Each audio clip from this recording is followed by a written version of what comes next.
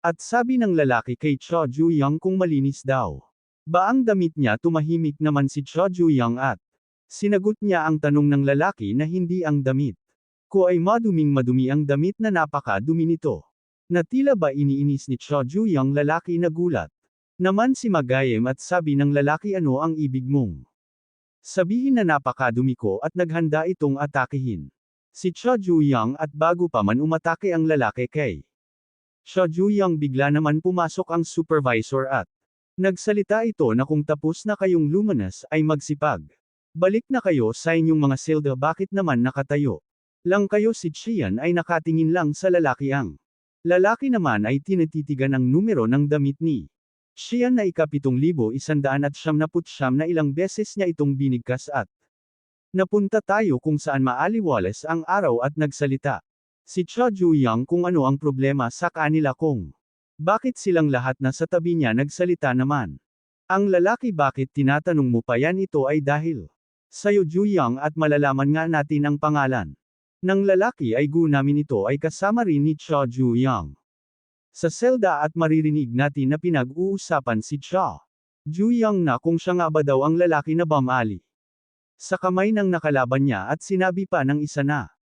narinig ko na pinagbubagbag niya ang lalaki at narinig ko rin na napakalakas niya at sinabi ni Gu namin na kapag nasa tabi sila ni Cho Ju-young ay wala sa kanilang naghaamon makipag-away at sabi naman ni Magayem. Bakit naman siya makikipag-away at sabi ni Cho Ju-young na gawin nila kung ano ang gusto nila basta hindi lang nila siya pakialaman at nagsalita sa kanyang isip na may kailangan pa siyang gawing mga bagay ang isang blue na dragon na may kulay pulang bulaklak sa ulo nito aka Red Flower Dragon na kailangan niyang hanapin. Ang lalaki na may tato ng dragon na yun at tinanong niya sa kanyang sarili kung saan niya kaya ito makikita. Dahil madaming tao dito napakahirap naman mahanap.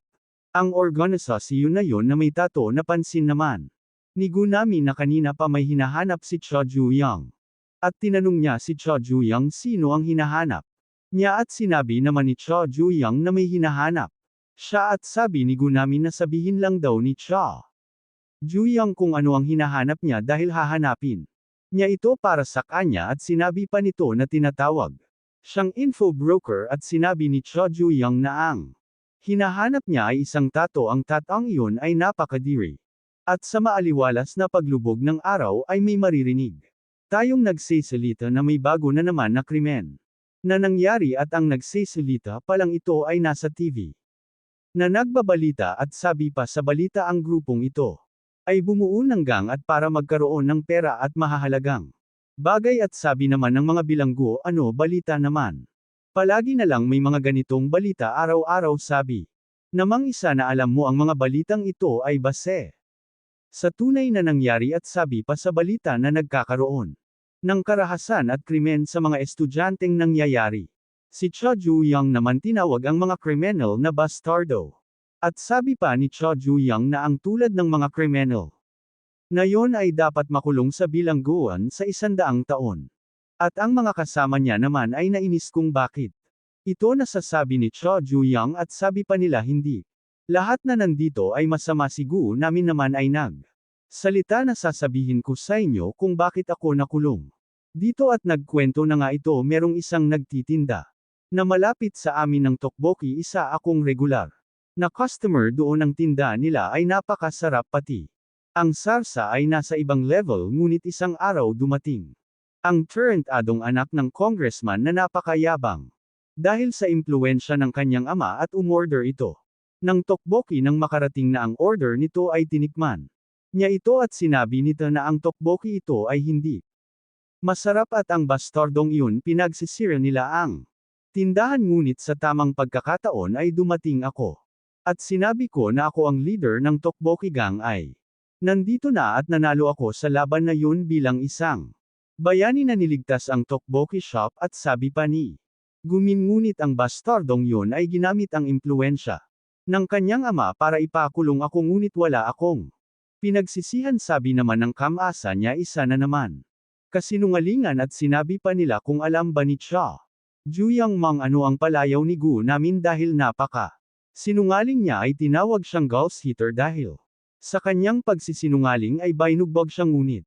hindi parent siya bumalik sa katinuan at hindi pa nagbabago. Tinanong naman ni Gumin kung ano ang pinagsasabi nila. Dahil ang lahat ng kanyang sinabi ay totoong nangyari. Sabi naman ng isa-isa yung kasinungalingan hindi na. Ako maniniwala ulit sa kanyang kwento at si Choju Yang naman ay tahimik lang at bigla itong nagsalita. Na ang sinabi ni Gunamin mukhang hindi naman kasinungalingan. Nabigla naman si Gunamin nang marinig niya ito at makikita natin ang isang langgam at isang insekto habang tinitignan niya ito ay sinabi niya na masasabi niya kung sino. Ang boss sa kanilang selda ay si Choju Yang habang nakangiti ito at sa isip niya kung magiging kaliwang kamay siya ni Choju Yang ay magiging masaya at magiging oras niya na rin para umenjoy isang masayang buhay habang iniisip niya ito at tumatawa at habang naghuhukay ito para sa tanim dahil sa kanyang kasabikan sa kanyang iniisip ay hindi niya napansin na may natalsikan na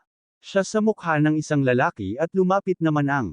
lalaki kay Gunamin at makikita natin na ang lalaking ito ay nasa working room din ng gabing iyon at tinanong niya si Gunamin kung ano ito ang amoy na ito si Gunamin naman ay tila ba natakot at sabi pa ng lalaki. Dahil sa iyong kasinungalingan ay madumi na ako ang maduming bunganga mo na yan ay lilinisin ko para sa iyo. At sa isip ni Gunamin na kailangan niyang tumakbo sa dati niyang leader at sinabi ng lalaki na may bakterya at germs sa kanyang mukha sa isip ni Gunamin ang bastardong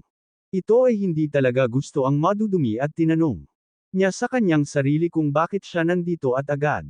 naman humangin ng tawag si Gunamin sa dati niyang leader at sinabi niya na tanga siya na hindi tumitingin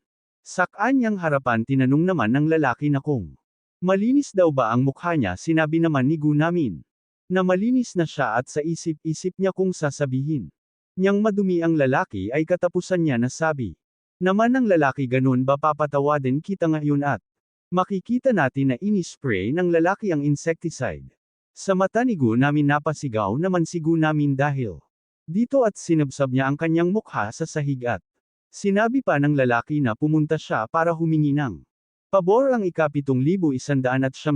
na ilang beses na sinambit ng lalaki ang 7,179 at tinanong nito si Gunamin na kung tama nga siya na nasa parehas silang selda at sa isip ni Gunamin ang ika-7,179 na ay ang numero ni Choju Yang. At sabi pa ng lalaki ang ika-7,179 na ay sinabihan niya akong napaka-dumi ko daw. Alam niya ba kung gaano ako effort para lang mantilang malinis Gunamin? Di ba alam mo naman yun di ba? Sumang-ayon naman si Gunamin at sabi ng lalaki kung ganun aalisin natin siya habang iniaabot ni ng lalaki ang insecticide at makikita rin natin sa katawan ng lalaki ang tattoo ng dragon na may pulang bulaklak sa ulo na hinahanap ni Choju Yang at maririnig natin na may nagbibilang 75, 76, 77, 78, 100 at makikita natin si Choju Yang na nagpupush up gamit ang isa niyang kamay at tinanong niya sa kanyang sarili kung nasaan ang nakakadiring tato na iyon hahanapin. Kuna lang yun at may bigla naman nagsalita at lingon naman si Choju Yang dito si Gunamin pala ang nagsasalita at napapahanga ito dahil nagpupush up si Choju Yang na gamit ang kanyang tatlong daliri sa isang kamay at sabi pa ni Gunamin na uminom na muna si Choju Yang ng grape juice at magpatuloy na lang siya pagkatapos niya itong inumin at sabi pa ni Gunamin mukhang pagod na pagod ka pagkatapos mo sa pag-eehersisyo. Tumayo naman si Choju Yang at nagpasalamat naman si Choju Yang at nang makita ni Choju Yang ang laman ng baso ay nagsalita ito na takot naman si Gunamin at makikita natin ang insecticide at sabi ni Choju Yang kay Gunamin kung sino ang nagbigay sa kanya nito.